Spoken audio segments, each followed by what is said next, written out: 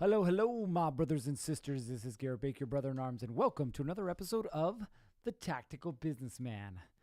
Today's topic: brotherhood. When I first got on the streets, I really had no idea what I was doing. Not gonna lie. Like, I went to the academy for 5 months, right? And they're supposed to teach you everything that there is to know about police work, but I had no idea. And I'll be honest with you, it wasn't until about 5 years in, 5 years, that I actually felt comfortable being a police officer.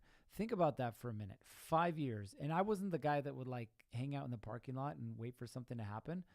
I was the proactive guy who'd get out there and get a little dirty. So 5 years, right? Now, I want you to understand that for one reason and one reason only. That it takes time. Right? Everything that we want to do takes time. Now, I want to tie that into a story. When I had about, I'm going to say 2 years on the job, I was working the west side of town. It was the busier side of town, we'll call it, the dirtier and busier side of town, which is where I like to be. But I remember we got a call of a family fight, like a domestic, right? And so myself and a couple of my partners, we drive over to the residence and we try and make contact with who happened to be an adult male at the time, who was a suspect in the case. And he was inside and he didn't want to come out. He didn't want to come out. He didn't want to come out. And we had probable cause to arrest him, right? His wife at the time had been assaulted, right? She was bruised and bleeding, but he didn't want to come out. Well, at that point, right, we don't have the tools, the skill set, or anything to deal with it, being regular patrol officers. So we called the specialized unit, which is the SWAT team. And I was not on the SWAT team at this time. And I remember we called for the SWAT team and they said they would be en route. And we waited, I don't know, not really long, maybe about 20 minutes. And then all of a sudden I hear our helicopter, right? We are an agency that's large enough to have their own helicopter, which is really cool. And we hear this helicopter coming, right? Unmistakable sound. You know, it's a helicopter. And as it gets closer, it's flying really low, and I could see that there were men, or what appeared to be men, hanging out the side of this helicopter. And I was like, what in the hell is going on here? And as it got closer, I saw that there were actually members of the SWAT team that were hanging out the side of this helicopter, like straight up, just like a movie. I was like, oh my goodness, this looks so badass right now. And they fly in, they circle a couple times, and then they end up landing right in the middle of the street. And there were 6 of them that pop out. Some other guys are rolled up in their cars. They end up dealing with the incident. Eventually, the suspect came out. He was arrested. They got back on the helicopter and whoop, took off. Like they were gone. And I remember at that point thinking, man, like that is so cool. Like, I want to be a part of them because they were all working together. They were all talking. Like, it wasn't just a looking cool. Like, it was a fact that they were a close-knit, tight group. I'm like, this is pretty cool. Like, I want to be a part of these guys. And that's what started my journey down this path of becoming a SWAT officer eventually.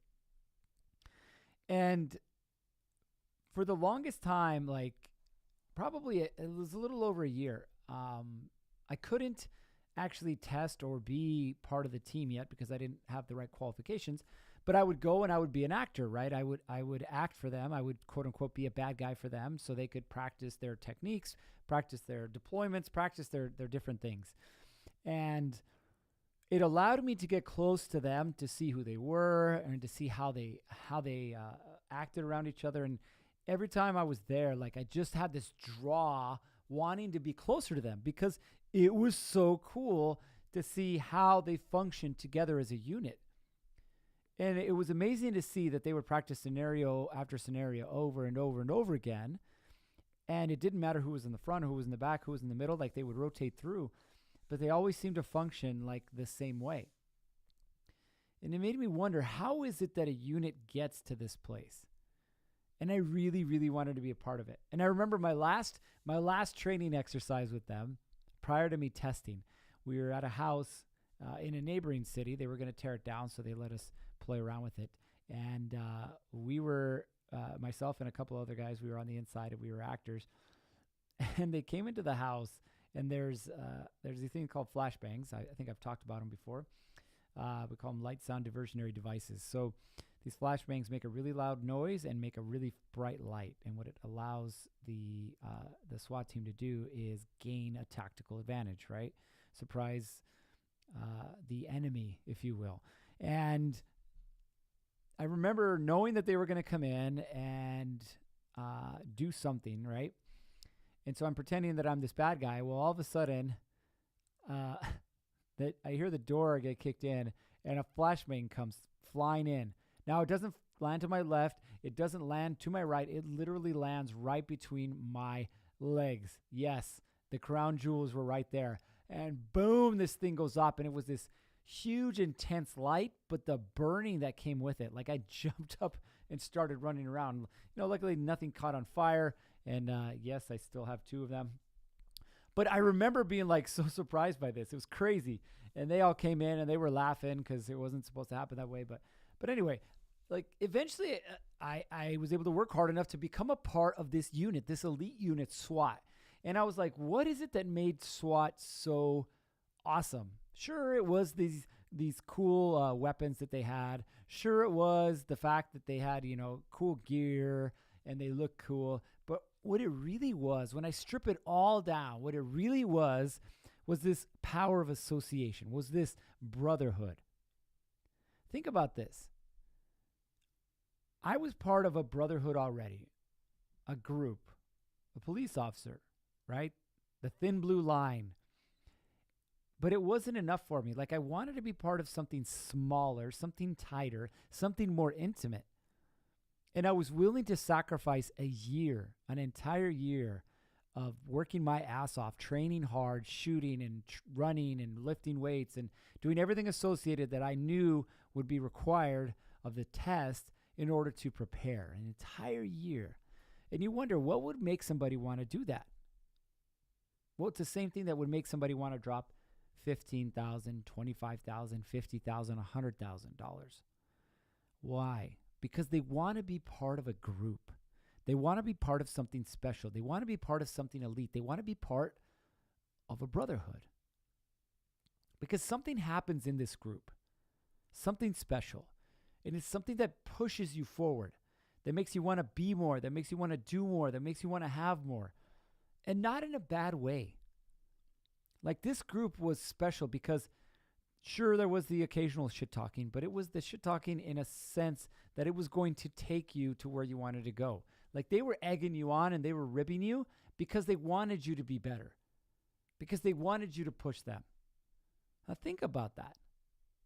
Like, right now in your life, what groups do you belong to? What groups do you associate with? I guarantee you're not a loner. I guarantee it's at work or social or church or somewhere you belong to a group. Why? Because there's something bigger than ourselves in there. There's something that pushes us to be more.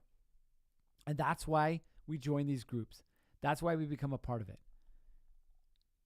And we try and get our hands on it as much as we can, right? Sure, it's cool to be part of big groups, and I'm not a political guy, right? But you got Republicans and Democrats. Cool, you're part of a 150 million group. Like, how intimate is that? It's not. And so you look for something smaller, and then you look for something smaller, and then you look for something smaller until you actually have an intimate relationship with a group of people who are going to push you to be better, push you to be something more than you are. Like, this morning I went with a couple good friends of mine. I don't want to get up. It's 3:30 in the morning when I get up, and we go hike this mountain. It's called Camelback Mountain. Honestly, I don't think I've ever talked about Camelback. And we go and hike this mountain. It's in the downtown Phoenix. Yes, there are mountains in Phoenix. But it's in downtown Phoenix, and it's a rocky, like, mile-plus hike up to the top. And what makes this unique is it's not just like a walking trail up a mountain. It's literally like you're climbing over boulders. And so it's a very, very difficult course. Well, there's a gentleman that I run with, and he's been on the show before. His name is Jim Steg. Jim Steg is an amazing man. He's 53 years old, but he's done over 100 triathlons. I mean, he used to ride professional bulls for a living. Tells you what kind of guy he is. But I want to spend more time with Jim, right? Because Jim is at a place that I want to be with his mindset, with his skill set, with the way he runs his business. Like, he's at a place that I want to be. So I want to associate with him. But it's not just him, right? He brings his nephew, who's younger, Kyle. And then another good friend of ours, Derek Keller, showed up. He's been on the show as well.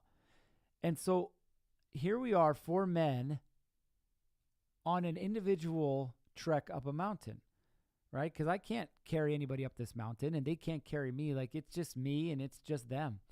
But because of the power of association, because of this brotherhood, we wanted to be part of something greater. This allows us to push each other up the mountain, wanting to be better. And by the end of it, we're all drenched in sweat. Jim actually cut his head open because he fell. But we all hit a PR, right? We all hit this amazing time. Why? Not because we were trying to do it as individuals, but because we were doing it as a group. So think about this in your life. As a businessman, as a CEO, as an entrepreneur, as an employee, like, it doesn't matter where you fall on this spectrum, but who is it that you're associating with in your business? Like, who are you associating with? And is this group that you're associating with taking you where do you want to go? Are they taking you to be something bigger than what you are?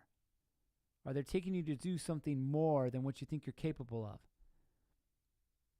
Or are they just there? Are they leeches? Are they sucking the life out of you?